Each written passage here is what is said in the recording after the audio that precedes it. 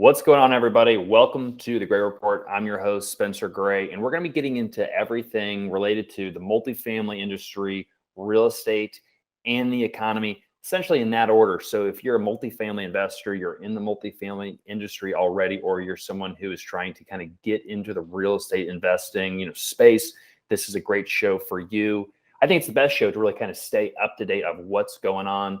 Less kind of telling you, all right, how to get your first deal, more of what's going on in the market so you can make some of the best investment decisions for yourself or your team. All right, let's just get into it.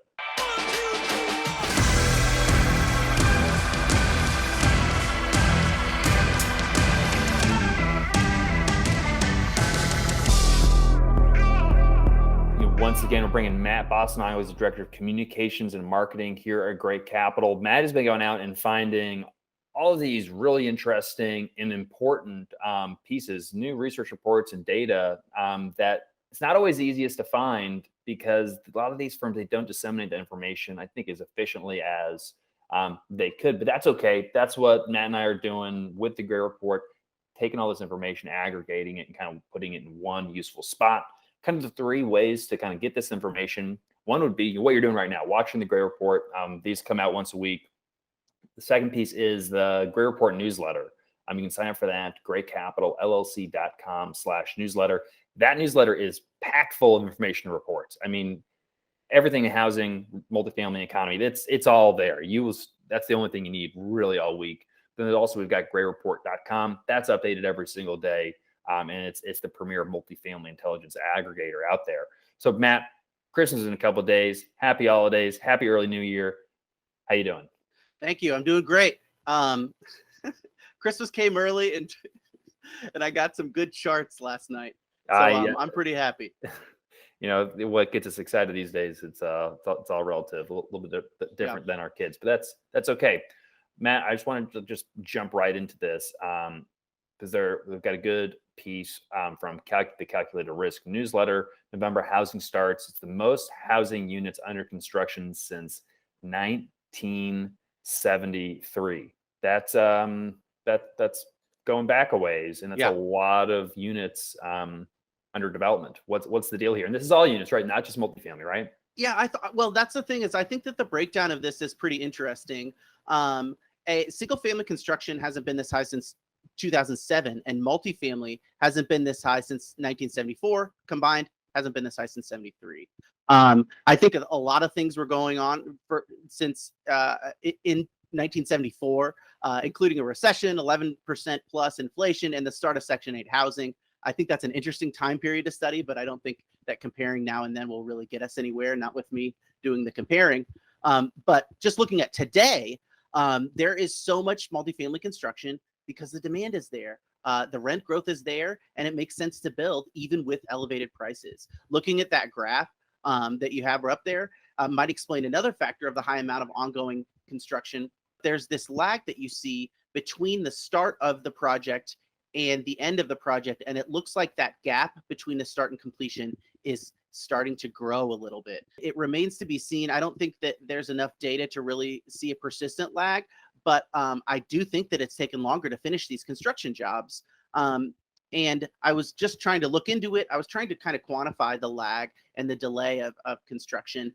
I couldn't find exact numbers, but I did find an NMHC survey from last September that shows a clear trend of growing delays, material prices.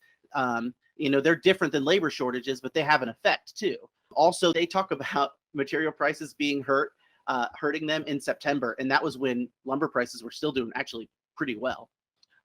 Even then though, and this was the big thing looking at this survey, was it jumped from like 47% thought that labor shortages were an issue to 88% of respondents citing labor shortages as an issue. And of those 88%, 54% of those, which is a little less than half really, if you take them all, could not find workers even with higher compensation. They can't even pay workers to come work for them. Now, I don't know if it's $1 an hour more or double the salary, but I think that that's a big point, and it's a big issue going forward that doesn't look like it's getting better in the near term.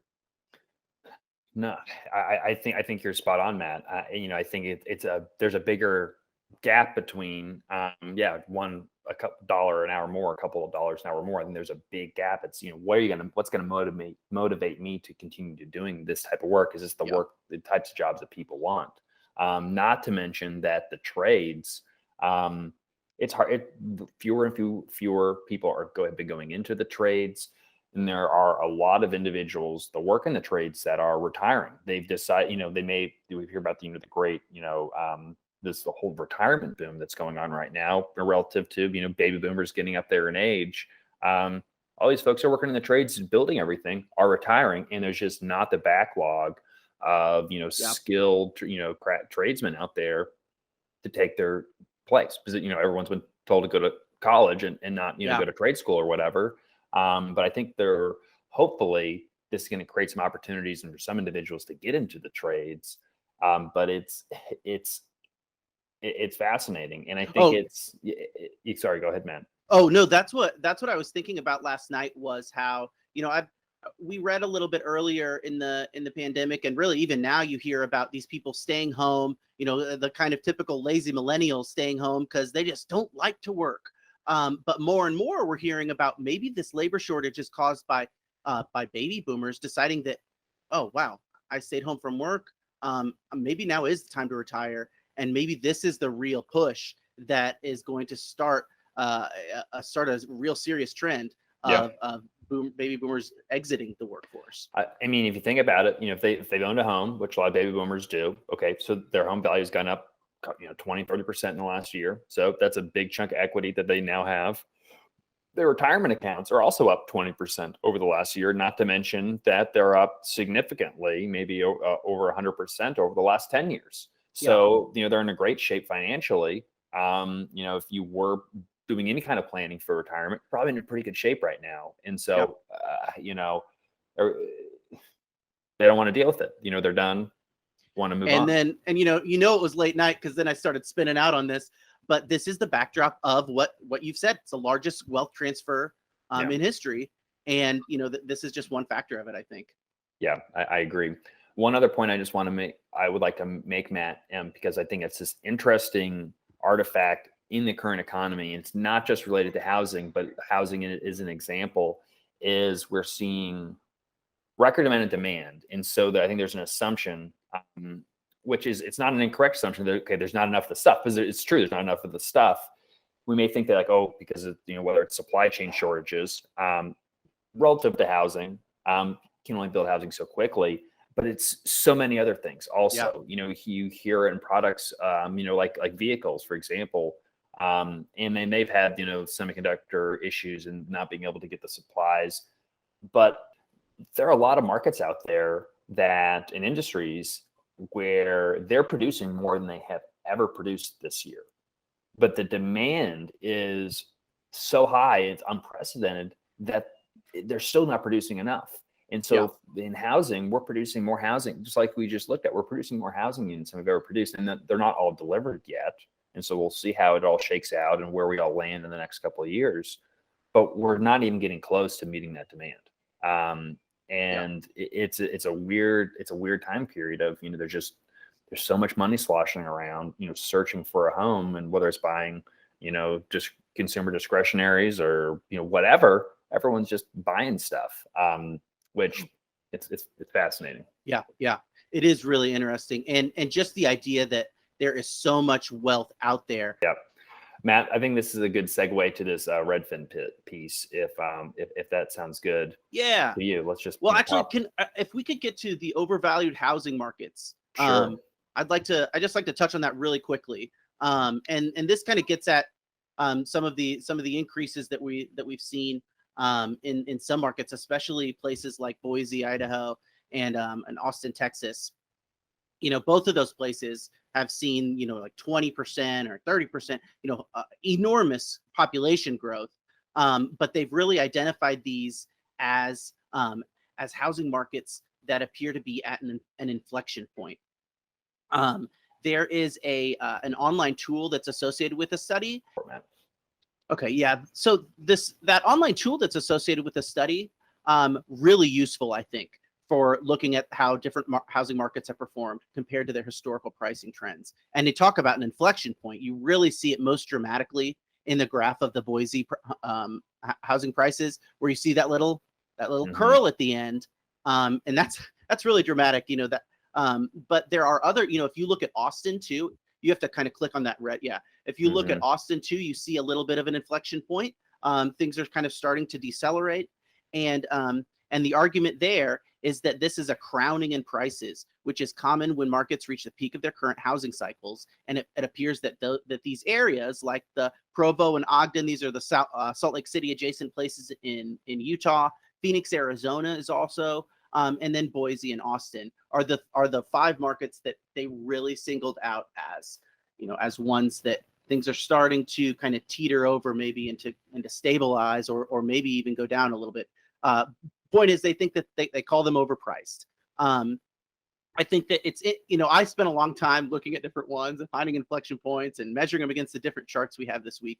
But I also think that these are home prices which aren't perfectly correlated with multifamily rents. I know that home prices still reflect housing demand, though, so this is a useful tool to kind of figure out where everything's going. And funnily enough, that difference between home prices and rents is a perfect segue to the next article, which is that Redfin article, with one of the more interesting things to really fall down the rabbit hole into. And the lead in that Redfin article, if I can carry us away. Do it. No, that was good. All good stuff. Average rents have increased more than average mortgage payments nationally last year. But the difference really is like 0.6%. I don't think that's really like the headline for me. To me, it's the insane amount of regional variation, and that's where I think the real, where you can get some real good info here. There's some wild swings in this report. Newark, New Jersey has rent growth outpacing mortgage payments by 26%. San Antonio, Texas has mortgage payments outpacing rent growth by 21%. So there are swings in either direction. I think that on the average, people that are paying rent are paying more than mortgages. But I do think that it's also worth looking at the full difference between. So you can look at down there's the chart. You can sort by year-over-year change in monthly mortgage. What I did is you can look at that and you can say you can see, for example, Newark has rents outpacing mortgage payments by 26%, but the renter pays more than double the homeowner for the monthly pays more than double than rent than the homeowner pays for in monthly mortgage. Nassau County, New York, has a similar amount of rent growth compared to mortgage growth, 21% compared to 26%. But in that market, renters are only paying 60% more than the average mortgage payment. There's wild swings in data here. Some of the markets have mortgage payments with kind of even with rents or even slightly higher. But if you're looking for indications of future rent trends in the larger context of a particular housing market, it's worth looking where things are going in terms of growth as much as where they've been when you're kind of looking at the flat numbers and comparing mortgage payments to. These are some really good insights, Matt. And I think for anyone who's looking at real estate, already invested, thinking about it, this is the type of stuff to pay attention to.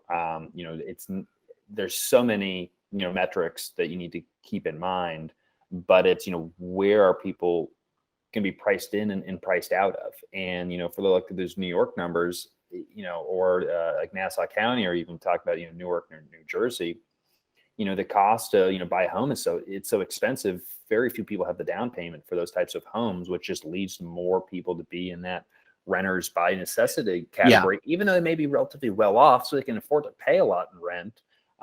There's only so much housing, you can only build so much. There's non-great landlord friendly policies in a lot of those markets that lead to kind of more constraints on housing, and it's just continuing to increase the rents of some of the available units that there are. And so I think having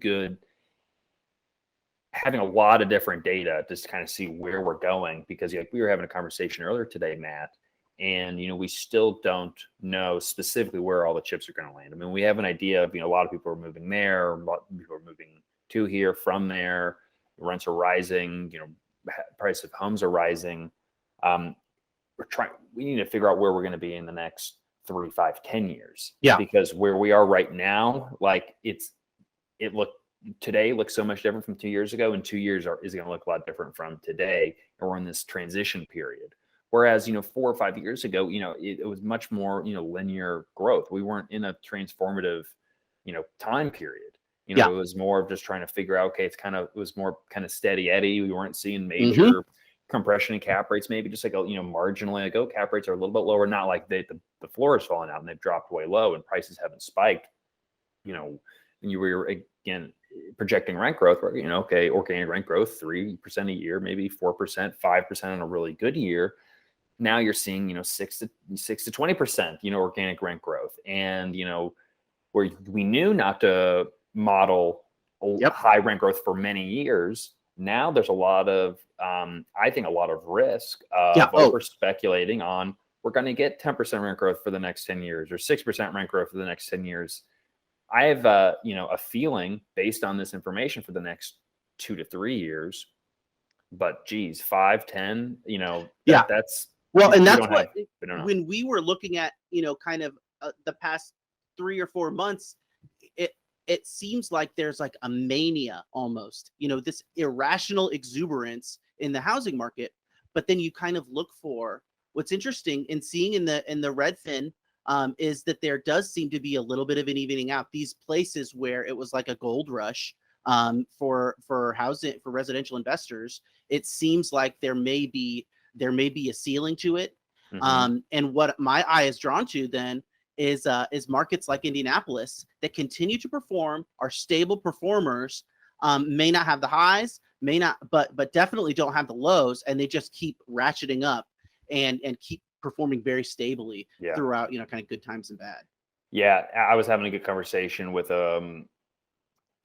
he's an investor. He manages a large multifamily office, and talking about investing in the Midwest, and it was a little bit new to him, but the idea of that linear growth rather than that volatility is very appealing from the standpoint you can kind of plan, and you're going to get more cash flow.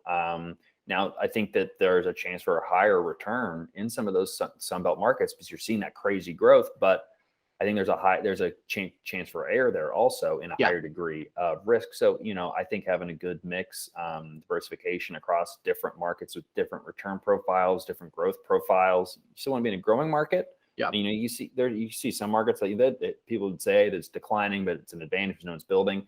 I'd rather be in a market that's still growing, that's just not seeing the building, rather than, no growth. Yeah. You don't have to chase around and figure out what's popular and what's not popular.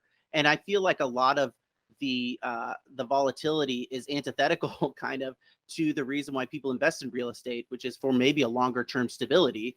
And you're going to have a hold period that maybe subsumes all of this volatility, and you may not know where it goes. And so that's a big risk when you're talking about 5 years, and then you're only relying on 1 year of huge increases. Maybe the next year's going to even out. So it's hard to tell.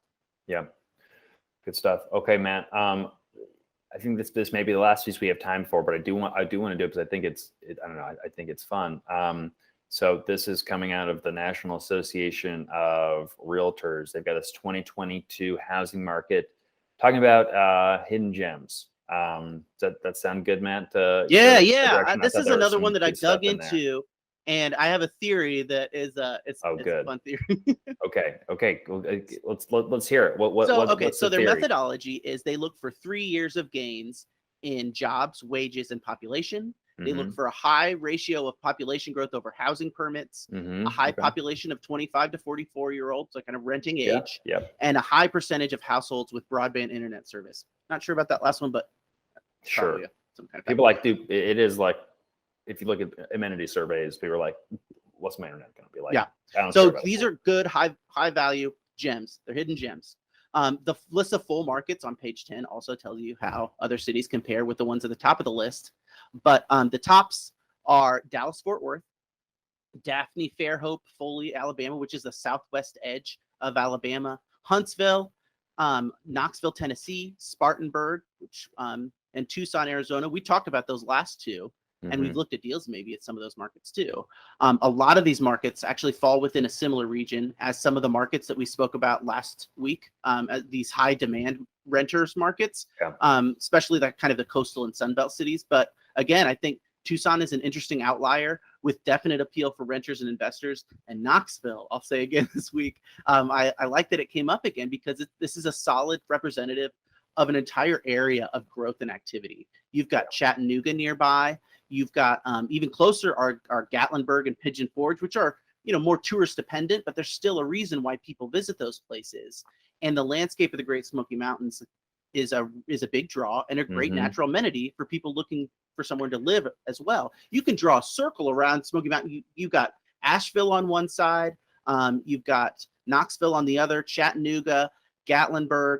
These are all areas that people want to live around mountains, and the Rocky Mountains aren't the only mountains out there. These are all, and we talked about this last week, Matt, and it's not following the jobs, the jobs are also moving there, but it's like people are prioritizing quality of life and being in interesting places to live, whether that's having outdoor amenities, cool cultural amenities, but I don't want a big stuffy city. I guess Dallas, Fort Worth, that's the only one in San Antonio a little bit.